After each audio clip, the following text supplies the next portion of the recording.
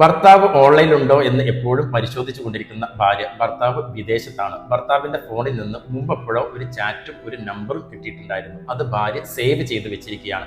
ആ വ്യക്തിയും എന്റെ ഭർത്താവും ഓൺലൈനിൽ ഒരേ സമയത്ത് ഉണ്ടോ, എപ്പോഴാ പോകുന്നത്, ഇത് നോക്കലാണ് ഭാര്യയുടെ പ്രധാന പരിപാടി. അങ്ങനെ എന്തെങ്കിലും കിട്ടും, ഇവർ തമ്മിൽ എപ്പോഴും വഴക്കാണ്. ഇതിനെ ചൊല്ലി വീട്ടിലെ കാര്യമൊന്നും ശ്രദ്ധിക്കാൻ പറ്റുന്നില്ല.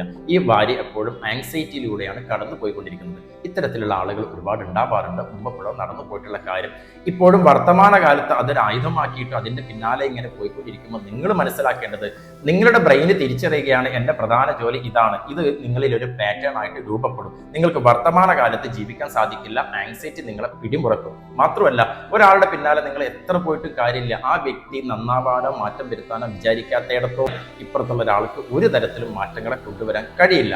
നിങ്ങൾക്ക് കഴിയും, നിങ്ങളെ മാറ്റം വരുത്താൻ പറ്റും. നിങ്ങളെന്ന വ്യക്തിയുടെ നിലയും വിലയും തിരിച്ചറിയുക. നിങ്ങൾക്ക് ഉയരാൻ ഇനി എത്രത്തോളം സാധ്യതകളുണ്ട്. നിങ്ങളുടെ ജോലി ഭാവിയിലും ഇത് തന്നെയാണോ? എൻ്റെ ഫ്യൂച്ചർ പ്ലാൻ ഇത് മാത്രമാണോ? ഇന്ന് നിങ്ങൾ നിങ്ങളോട് ചോദിക്കുക, എനിക്ക് ഇതുകൊണ്ട് എന്ത് ഗുണമാണ് കിട്ടുന്നത്?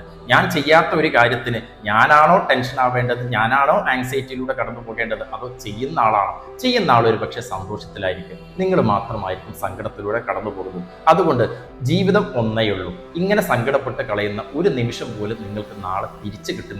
ഈ സമയം നിങ്ങൾക്ക് വേണ്ടി ജീവിക്കുക. ആ ജീവിതത്തിൽ നാളെ നിങ്ങൾക്ക് അന്തസ്സോടെ പറയാൻ പറ്റും, ഞാൻ എനിക്ക് വേണ്ടി ജീവിച്ചു എന്നുള്ളത്. മറ്റുള്ളതിൻ്റെ പിന്നാലെ പോകുന്തോറും നിങ്ങൾക്ക് നിങ്ങളെ നഷ്ടപ്പെടുന്നു എന്നത് തിരിച്ചറിയുക, മനസ്സിലാക്കുക.